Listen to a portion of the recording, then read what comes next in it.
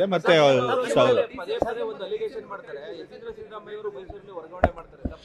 ಪ್ರತಾಪ್ ಸಿಂಹ ಯಾರ್ರೀ? ಅವ್ರನ್ನ ಪಕ್ಷದವರೇ ಗಂಭೀರವಾಗಿ ತೆಗೆದುಕೊಂಡಿಲ್ಲ. ಸಾಕ್ಷಿ ಆಧಾರ ಇಲ್ಲದೆ ದಾರಿಲಿ ಹೋಗೋರೆಲ್ಲ ಸುಮ್ಮನೆ ಏನಾದ್ರು ಆರೋಪ ಮಾಡ್ರೆ ಅದಕ್ಕೆಲ್ಲ ನಾವು ಬೆಲೆ ಕೊಡೋಕ್ಕಾಗುತ್ತೆ? ಅವ್ರ ಪಕ್ಷನೇ ಅವ್ರಿಗೆ ಗೌರವ ಕೊಟ್ಟಿಲ್ಲ, ಅವ್ರನ್ನ ಗಂಭೀರವಾಗಿ ತೆಗೆದುಕೊಳ್ಳೋದು ನಾವ್ಯಾಕೆ ತಗೋಬೇಕು? ಸೊ ಹಾಗಾಗಿ ಪ್ರಶ್ನೆಗೆ ಉತ್ತರಿಸಬೇಕು.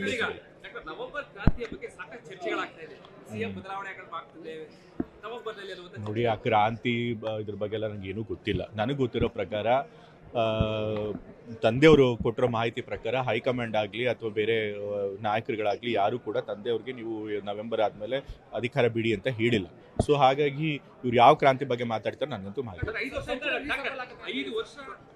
5 ವರ್ಷ ಇರಬೇಕು, ಇದ್ರೆ ರಾಜ್ಯಕ್ಕೆ ಒಳ್ಳೇದಾಗುತ್ತೆ, ಒಳ್ಳೆ ಆಡಳಿತ ಕೊಡೋಕೆ ಸಾಧ್ಯ ಆಗುತ್ತೆ ಅನ್ನೋದು ನಮ್ಮ ನಂಬಿಕೆ. ಹಾಗಾಗಿ 5 ವರ್ಷ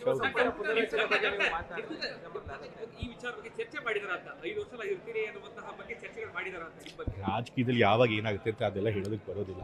ಬಟ್ 5 ವರ್ಷ ಈಗ ಸದ್ಯಕ್ಕಂತೂ ಇರೋ ಪರಿಸ್ಥಿತಿ ನೋಡಿದ್ರೆ 5 ವರ್ಷ ಖಂಡಿತ ಕಂಪ್ಲೀಟ್ ಮಾಡ್ತಾರೆ ಅನ್ನೋದು ನಮಗೆ. ಸಂಪುಟ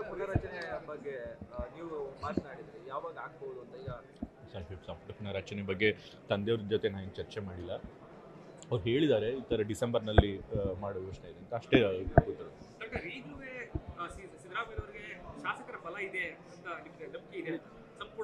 ಖಂಡಿತ ಶಾಸಕರ ಬೆಂಬಲ ಖಂಡಿತ ಇದೆ.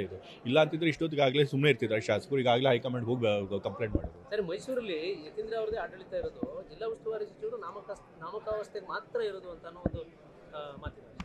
ನೋಡ್ರಿ, ಜಿಲ್ಲಾ ಉಸ್ತುವಾರಿ ಮಂತ್ರಿಗಳು ನನಗಿಂತ ಹಿರಿಯರು, ಮತ್ತು ನಾನು ಅವ್ರನ್ನ ಬಹಳ ಗೌರವದಿಂದ ಕಾಣ್ತೀನಿ, ಮತ್ತು ಅವ್ರ ಮಾರ್ಗದರ್ಶನ ಯಾವಾಗಲೂ ಕೂಡ ಬಯಸುವಂಥವ್ರು. ಸೊ ಹಾಗಾಗಿ ಇಲ್ಲದೇ ಇರುವಂಥ ಕಂದಕನ ಸೃಷ್ಟಿ ಮಾಡೋ ಪ್ರಯತ್ನ ಮಾಡ್ತಾರೆ. ನಾವೇನೇ ಮೈಸೂರಿನಲ್ಲಿ ತೀರ್ಮಾನ ತೆಗೆದುಕೊಂಡ್ರು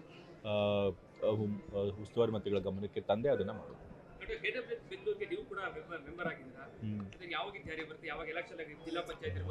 ಗ್ರೇಟರ್ ಬ್ಯಾಂಗ್ಳೂರ್ದು ಒಂದು ಸಭೆ ನಡೆಸಿದ್ರು, ಮೊದಲನೇ ಸಭೆ. ಅಲ್ಲಿ ಚುನಾವಣೆ ಬಗ್ಗೆ ಎಲ್ಲ ಏನೂ ಮಾತನಾಡಿಲ್ಲ. ಆ ಸಭೆಯಲ್ಲಿ ಗ್ರೇಟರ್ ಬ್ಯಾಂಗ್ಳೂರಲ್ಲಿ ಏನೇನು ಆ್ಯಕ್ಷನ್ ಪ್ಲ್ಯಾನ್ ಹಾಕ್ಕೊಂಡಿದ್ದಾರೆ ಅದ್ರ ಬಗ್ಗೆ ಸ್ವಲ್ಪ ವಿವರಣೆ ಕೊಟ್ಟರು. ಮತ್ತು ನಮ್ಗಳಿಂದ ಏನಾದರೂ ನಿಮ್ಮದು ಫೀಡ್ಬ್ಯಾಕ್ ಇದೆಯಾ ಅಂತ ಕೇಳಿದ್ರು. ಅದು ಬಿಟ್ಟರೆ ಬೇರೆ